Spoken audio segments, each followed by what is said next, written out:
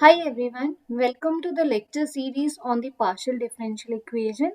So in this lecture series, we will learn the basic concept related to the partial differential equation, what is the difference between partial and the ordinary differential equation, and how to solve them. In particular, in this lecture series of the videos, we are going to cover how to solve the wave equation, heat equation, and Laplace equation. However, in this video, we will learn just basic terms related to the partial differential equation. Let's begin step by step. Before learning PD, let's understand why it is important. Partial differential equations are used to model many real-world phenomena, such as when we deal with the heat flow in a rod or wave motion in a water, or sometimes we can also study the fluid flow in a pipes with the help of partial differential equation. So this partial differential equation is not only applicable in a physics but also applicable in a engineering as well as the data science, where we are dealing with the advanced models. Beginning with the definition of a differential equation. Differential equation means it is an equation that involves the derivative of the function. There are two types of a differential equation. One is called as an ordinary differential equation. Second is called as a partial differential equation. Now, what are the features in this case? If we consider the ordinary differential equation, the number of independent variable is 1, whereas in the partial differential equation, we have more than one independent variables, or sometimes we call it as a 2 or more independent variables. In the case of ordinary differential equation, we are taking the ordinary derivative. For example, if we have the function f of x is equal to x square. Here function is depending upon the single variable, and when we take its derivative, we write df by dx, and this is called as the ordinary derivative. In this case, the ordinary derivative we get as 2x. On the other hand, if we have the function that is depending upon two variables, let it be x and y, is equal to x square plus y square. So here we take the derivative with respect to x and y. That means partial derivative of function with respect to x and the partial derivative of function with respect to y. So when we have more than one independent variable, the derivative we are getting as a partial. And if we consider the ordinary differential equation, we can consider this as an example. That is, it is an equation that is involving the ordinary derivative. And if any equation involving the partial derivative, we call it as the partial differential equation. Now, what are the partial derivatives? So consider that function z is given to us, that is depending upon the two variable x and y. Here we can calculate its derivative with respect to each variable. If we calculate its derivative with respect to x, we write in this notation, and it is called as the differentiation with respect to x, keeping the other variable as a constant, means y as a constant.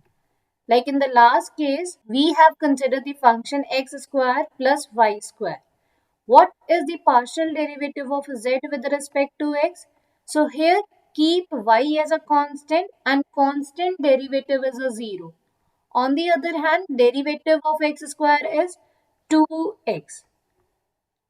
Similarly, we can calculate the derivative of z with respect to the other variable, that is y, and we call it as a differentiate with respect to y, keeping x as a constant. So what is the partial derivative of z with respect to y in this case? Keeping x as a constant, its derivative is 0. Derivative of y square is, that is a 2 of y. So this is called as the partial differentiation. Moreover, we have the standard notation corresponding to the derivative. So in this video lecture series, we will consider z as a dependent variable and x and y are the independent variable. If we take the derivative of z with respect to x, we can represent that with respect to p. And the derivative of z with respect to y, that is a partial derivative, it is represented by the q.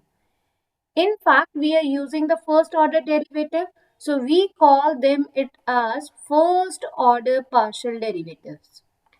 Now, once we have the partial derivative of z with respect to x, we can further take its derivative either with respect to x or with respect to y. When we take its further derivative with respect to x, we can write in this form. That can be further written as second order derivative of z with respect to x. And the notation we are going to use for this as r. That can be also written as z with the subscript x 2 times. And if we are taking its further derivative with respect to y, we can write it as second order derivative of z with respect to y and x. And the notation for this, we can use it as the s. Or sometime it is also written as second order derivative of z with respect to x and y. Or we can say that s is also representing second order derivative of z with respect to y and x. Now, if we have the first order derivative of z with respect to y, again we can take its derivative either with respect to x or a y. If we are taking its derivative with respect to x, then we can write in this notation, and that is equal to second order derivative of z with respect to x and y. That is the same notation we have mentioned here, and this is also symbolized by the s. So whenever we have the mixed derivative, that is written by the s. On the other hand, if we take its further derivative with respect to y, that means second order derivative of z with respect to y, and this term is represented by t. So that can be also written as z with a subscript yy. It means here we are taking the derivative 2 times. So these are the standard notation we are going to follow in the upcoming lectures. Now let's move to the actual definition of partial differential equation. Like a differential equation means an equation that is involving derivative. Here the partial differential equation is an equation that is involving a partial derivative of the function. Like we have taken this case. Here we have the z variable that is depending upon x and y, and we consider their partial derivatives and added them, put it is equal to 0. So this is an equation that is involving a partial derivative. That's why it is called as the partial differential equation. Now once we have the differential equation, we can predict its order. Order means highest order derivative present in the equation.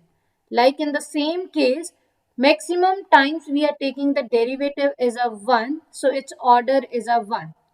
If we are taking the maximum derivative as a 2 times, like in this case, it is a second order partial differential equation. Now, what is the journal form for the first order partial differential equation? It means we are taking the derivative 1 time. So, if we have the z function that is depending upon two variable x and y, journal form of the first order PDE means we have a function that is depending upon x, y and dependent variable z. Since we say it is a first order, it means its derivative with respect to x and derivative with respect to y, we can take it. In that case, we can use the notation PQ. And this form of equation is called as a linear. If we are getting a linear in a ZPQ, it means the power of a Z is 1, power of a P and Q are 1. Also, they are not in a product. Similarly, we can write the journal form of the second order partial differential equation.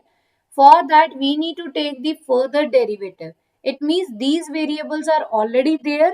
If we are taking its further derivative, we will get the second order derivative with respect to x, second order derivative with respect to y, as well as the mixed derivative. If we write any equation in this format where we are getting these variables, provided it must contain at least one of them as a R, S or a T. Then it is called as a second order partial differential equation. Again, it is a linear if it is a linear in these variables, means their powers are 1.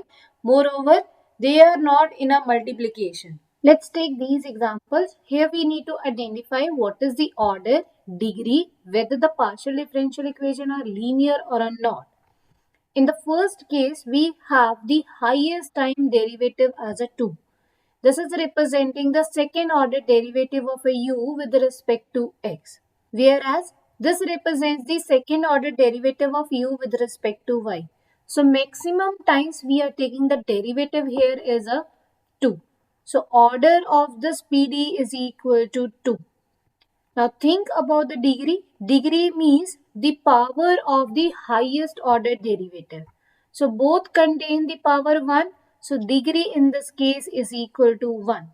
Linear means linear in a dependent variable. So clearly we are taking the derivative with respect to x and y. It means u is a dependent variable. Power of a u in this case is 1. Power of derivatives is equal to 1. Moreover, they are not in a product form. Therefore, this is the linear partial differential equation. Now think for the next case. In this case, we have the subscript containing variables x and y. It means x and y are the independent variable and z is a dependent variable. Maximum times we are taking derivative here as the 4. So it is the order 4. And the power of this term is 1. So therefore the degree is equal to 1. Now is this is a linear? No. Because we need to check it. Dependent variable should be linear as well as its derivatives are linear. So here we are getting a quadratic form due to which this is a non-linear PD. Third case, P represents the derivative of the z with respect to x, Q represents the derivative of z with respect to y, and they are the partial order derivatives. So in short, it is the first order derivative. So we can say it is a first order PD with degree 2. Now think whether this is a linear. No, because the derivative power is getting 2, not a 1, due to which this is a non-linear PD. For the next case, maximum times we are taking the derivative as a 1 either with respect to x or with respect to y. So order in this case is a 1 and degree is also 1 because the power of both the terms is 1. Now, is this is a linear? Yes. So, linear should be in terms of the dependent variable. There is no restriction on the independent variable x or a y. We can have a x square, x cube, any power of x and y, but should not with z. So, therefore, it is a linear partial differential equation. In the next case, maximum times we are taking a derivative as a 2. So order is a 2. Its power is a 1. Now is this is a linear? No.